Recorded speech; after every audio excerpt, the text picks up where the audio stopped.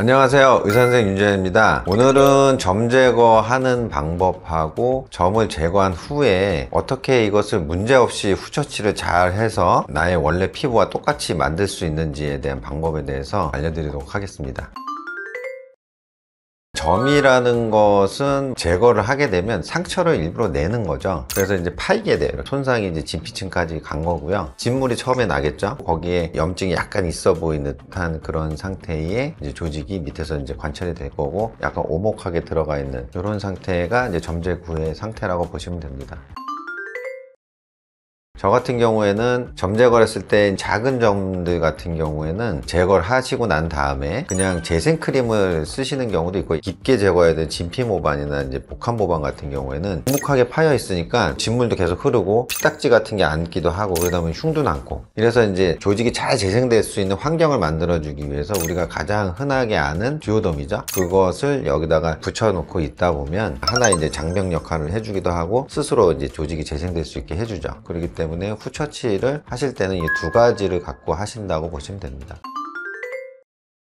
요새는 재생크림도 잘 나오고 듀오덤도 이제 굉장히 이제 좋은 제품이고 해서 특별하게 하지 마라 하는 건 별로 없어요. 세수해도 돼요, 화장도 해도 돼요, 샴푸도 하고 샤워도 하셔도 돼요. 대신 듀오덤이 떨어지거나 만약에 얼굴에 세안을 하고 이제 난 다음이면 바로 재생크림을 바르고, 그 다음에 그 위에 큰 것들에는 듀오덤을 붙여서 커버하신 다음에 화장을 거기다 하시라고 이제 말씀을 드립니다. 근데 이제 하지 마라 하는 건 딱 하나가 있어요. 음주, 술 드시는 거는 조직 재생을 할 때 염증이 생기면 안 되기 때문에, 술, 담배는 가급적이면 조직 재생이 방해가 되니까 하지 말라고 말씀드리고, 탕목욕 같은 경우에는 감염의 소지가 있습니다. 탕에 들어가 계시는 거는 자제를 하시라고 말씀을 드리고요. 보통 듀오덤이나 재생크림 바르는 기간은 기본 2주 정도를 말씀을 드려요. 2주 정도가 돼야지 진피 조직이 재생이 되면서 상피화가 이루어지고, 깊은 것들 같은 경우에는 2주 있다가 환자분이 오시게 되죠. 이제 듀오덤은 제가 살짝 띄어서 봅니다. 조금 살이 덜 찬 부분들이 있어요, 큰 점들. 그런 경우에는 다시 제가 듀오덤을 붙여드리고 일주일만 더 붙이고 한 번 더 오세요 하고 말씀을 드리거든요. 그리고 나서는 후처치 할 수 있는 걸로 듀오덤이나 재생크림 안 쓰는 시점부터는 선크림, 낮에는 2시간 간격으로 쓰시라고 하고, 밤에는 미백크림을 쓰시라고 말씀드리는 케이스들이 있어요. 다 바르시는 건 아니고요. 환자분들 중에 피부 어두우신 분들이 있어요. 그리고 색소 침착이 잘 생기시는 분들이 있는데, 그런 분들 같은 경우에는 점을 제거해서 까만 건 없어졌는데 색소 침착으로 갈색으로 남아버리면 그 없어지는데 시간이 굉장히 오래 걸리거든요. 그러한 현상이 생기지 않도록 미백크림을 쓰실 분들은 제가 바로 추적 관찰하면서 미백크림 처방을 드리고, 그거는 한 3개월 정도 사용하시도록 권하고 있습니다.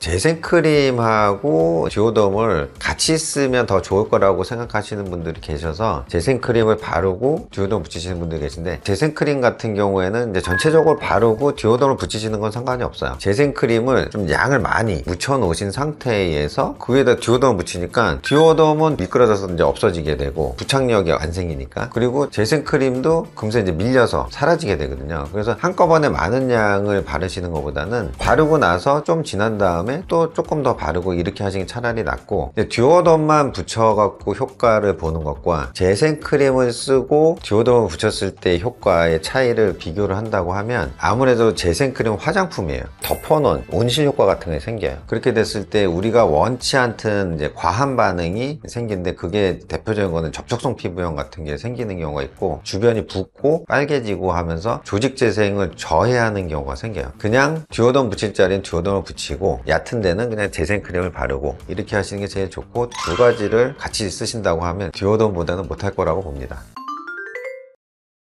관리를 잘 못하는 방법 중에 하나는 듀오덤을 계속 바꾸시는 분이 계세요. 처음에 시술 받고 났을 때는 진물이 나는 경우가 많아요. 진물이 나면 접착력이 떨어지면서 떨어지거든요. 그러면은 진물이 난 부분만 면봉을 살짝 닦아내고 듀오덤을 다시 붙여놓고, 이런 것을 반복하시다 보면 어느 순간 안 떨어지기 시작하고 뿌옇게 불기만 해요. 그 상태를 유지시키다가 샤워를 하거나 세안을 하거나 이렇게 했을 때 떨어질 수가 있죠. 그러면 새 걸로 바꿔주시면 되는데, 안 떨어졌는데 하는데 세포가 이동하려면 물이 있어야 되거든요. 세포들이 이동할 수 있는 습한 공간을 만들어줘야 되는데 자꾸 바꾸시면 건조한 공간으로 바뀌어요. 그러면은 살이 다 안 찬 상태로 약간 곰보가 살짝 생기는 현상이 가장 안 좋은 이제 결과가 나타나는 거예요. 그래서 이제 환자분들한테는 처음에 2, 3일 정도 듀오덤을 붙였다가 진물이 나서 떨어지는 경우에는 새로 붙이고 하다가 3, 4일 지나서 안 떨어지기 시작하고 뿌얘졌을 때는 가급적 바꾸지 말고 3일 정도까지 보관했다가 다시 3일째 새 걸로 바꾸시는 것을 하시라고 권유드리고 있습니다.